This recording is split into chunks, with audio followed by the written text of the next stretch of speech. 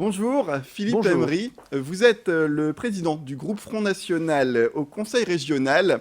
On va parler, bien sûr, des grands sujets locaux avant la séance plénière de ce jeudi, durant laquelle vous ne manquerez pas, bien sûr, d'intervenir.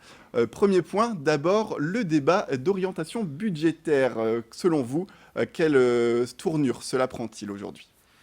Vous savez, la tournure que cela peut prendre, pour nous, c'est la grande inconnue. Le 26 avril, lors du premier débat d'orientation budgétaire de ce mandat, le rapporteur général, M. Bataille, nous avait annoncé une stratégie de redressement. Et un mois plus tard, jour pour jour, lors du vote du budget, nous avions un budget complètement contraire aux orientations prises. Est-ce que le bataille du 13 novembre ressemblera aux batailles du 26 avril? Est-ce que le 14 décembre, on aura un budget complètement à l'inverse de ce qui sera dit? Nous n'en savons rien. Nous le verrons. En tout cas, ce que nous voyons sur ce rapport d'orientation budgétaire, c'est qu'a commencé le renoncement. Le renoncement par rapport aux promesses électorales. On a déjà eu un premier renoncement rendu officiel à la séance plénière du mois d'octobre. C'est le renoncement des 60 000 emplois, puisque les 60 000 emplois n'ont jamais pu être créés. Au contraire, on a 190 chômeurs en plus à la date promise par M. Bertrand. Et là, M. Bertrand, lors de son discours d'introduction du 4 janvier, avait parlé de 300 millions d'euros d'économies de fonctionnement sur le mandat sur 5 ans. D'après les chiffres qu'il donne, lui, il y aura des dépenses de fonctionnement supérieures à ce qu'elles auraient été avec les socialistes de 73 millions d'euros. On est donc dans une différence, dans un écart de près de 400 millions d'euros. Alors vous parlez justement de ces promesses non tenues. Le dispositif Branche Emploi, c'est aussi un sujet sur lequel on veut revenir. Un demi-échec admis à la rentrée par Xavier Bertrand. Toutefois, il veut garder le cap en s'associant notamment avec ADECO désormais pour renforcer cette action. Qu'est-ce que vous en dites aujourd'hui? Écoutez, sur ce sujet, d'abord, nous ne l'appelons pas Proche Emploi, mais Flop Emploi, parce que, hélas, je le dis bien, hélas, et j'avais dit dès le 28 janvier, interrogé avant la séance plénière, c'est une opération de communication dans laquelle les chômeurs sont les cobayes de la communication de M. Bertrand. Nous l'avons vu, les résultats, et le pire, c'est qu'il poursuit une politique qui n'a pas marché, la politique socialiste, alors que les élus UMP, pendant le dernier mandat, votaient contre les plateformes territoriales d'emploi des jeunes. Maintenant, M. Bertrand les reprend à son compte, les plateformes de M. de Saint-Ignon, et les appelle plateformes territoriales proche emploi. Alors justement, pour parler toujours d'emploi, on veut revenir également sur le canal Seine-Nord, ce projet de voie navigable à 4,5 milliards d'euros, on le rappelle. Oui. Vous vous abstenez constamment au Conseil régional concernant ce projet. Manuel Valls souhaite le départ du chantier au début de l'année prochaine, en début 2017, avec ces 10 000 emplois pour sa création qui ont été annoncés par Alain Vidalis, le secrétaire d'État au transport. C'est quand même de l'emploi qui pourrait arriver aujourd'hui dans la région. Bien sûr. Alors, il faut quand même rappeler pour vos téléspectateurs que le canal Seine-Nord, c'est un projet dont les gens du système parlent depuis 1997. On va en 2017, il y a 20 ans que l'on parle du canal. Et si vous regardez leur profession de foi, parce qu'à chaque campagne législative, ils nous reparlent du canal, on a été jusqu'à 50 000 emplois créés. Alors non, nous souhaitons que ce projet puisse se faire. Nous souhaitons qu'à ce moment-là, les marchés publics soient assortis de clauses environnementales et sociales pour ne pas avoir le fléau du travail détaché, qui est une arme massive de destruction de l'emploi français. Mais nous sommes obligés de constater, et c'est cela, uniquement cela, qui explique notre abstention, c'est que les financements ne sont pas au rendez-vous. Nous avions les 210 millions d'euros promis par la région Île-de-France, qui sont aujourd'hui passés à 100 millions.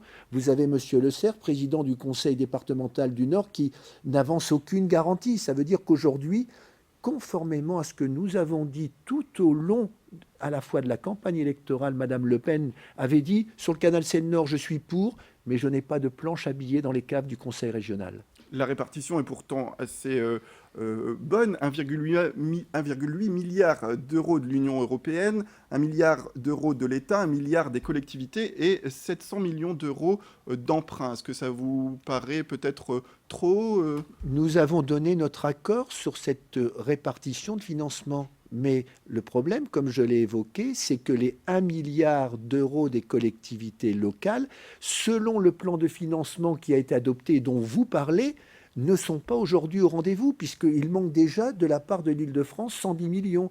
Et les 200 millions du Conseil départemental du Nord ne sont pas assurés. Alors on va parler sans transition de la situation des migrants, les migrants qui ont été évacués de Calais. 845 places ont été mises à disposition dans les Hauts-de-France et on revient également sur ces 80 migrants désormais étudiants à Villeneuve-d'Ascq. Vous voyez toujours cela d'un mauvais œil? Alors, petite précision, le préfet de région a dû trouver 845 places supplémentaires. Il en avait déjà à peu près 61, donc ce sont à peu près 1010. Alors on les appelle migrants, qui est un mot valise du politiquement correct. Nous voulons rappeler que ces personnes sont ici en France de manière illégale. Et nous, notre position, c'est à présence illégale, expulsion légale. Le démantèlement de la jungle, c'était urgent, c'était normal, et d'ailleurs c'est un cloaque indigne pour les êtres humains, mais la solution, c'est l'expulsion vers le pays d'origine ou dans des zones humanitaires sécurisées à proximité du pays d'origine. Et concernant donc cette prise en charge des migrants au sein de l'Université de Lille, qu'est-ce que vous en pensez? Elle est une aberration totale. Quand on voit que nous n'avons plus les moyens d'accueillir nos étudiants, quand on voit les restrictions budgétaires constantes qu'il y a sur le niveau de vie des étudiants, sur les résidences étudiantes, nous disons que la présence de ces étudiants, et d'ailleurs on remarque que la plupart de ces personnes sont des personnes jeunes, en âge de combattre, dont récemment une enquête de Médecins du Monde a dit qu'ils étaient à plus de 53 des réfugiés économiques et non pas, comme on veut nous le faire croire, des réfugiés de guerre. Oui, parce qu'il y a quand même cette notion qui a été donnée, c'est les étudiants qui ont été accueillis dans des logements Crous, mais vacants, qui étaient mis à disposition. Ça ne devait pas normalement entrer en compte dans le calcul des étudiants qui étaient potentiellement Oui.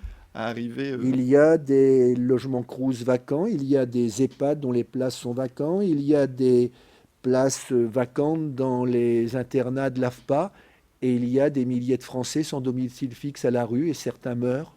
Il en meurt presque quotidiennement. Donc là aussi, il y a une grande injustice et une grande révolte pour nous. Une dernière question avant de se quitter, une dernière question sur ces primaires de la droite ce week-end. Les dires ont été confirmés hier. Xavier Bertrand aurait voté donc pour François Fillon. Qu'est-ce que vous en pensez? Je dirais qu'il y a une certaine logique. Monsieur Bertrand a été le ministre du chômage dans un gouvernement dont le Premier ministre était Monsieur Fillon.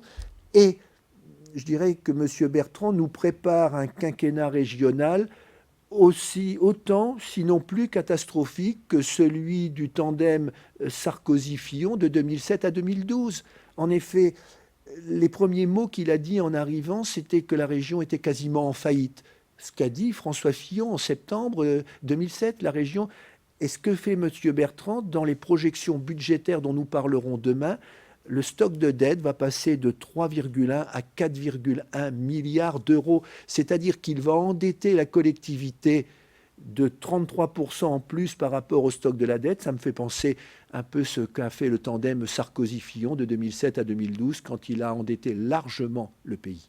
Très bien, ce sera le mot de la fin. Merci beaucoup Philippe Emery d'être venu sur ce plateau pour nous parler donc de cette séance plénière qui arrive ce jeudi au Conseil régional. C'est la fin de cette édition. Merci à toutes et à tous de nous avoir suivis. Restez avec nous sur Grand Lille TV, l'information continue.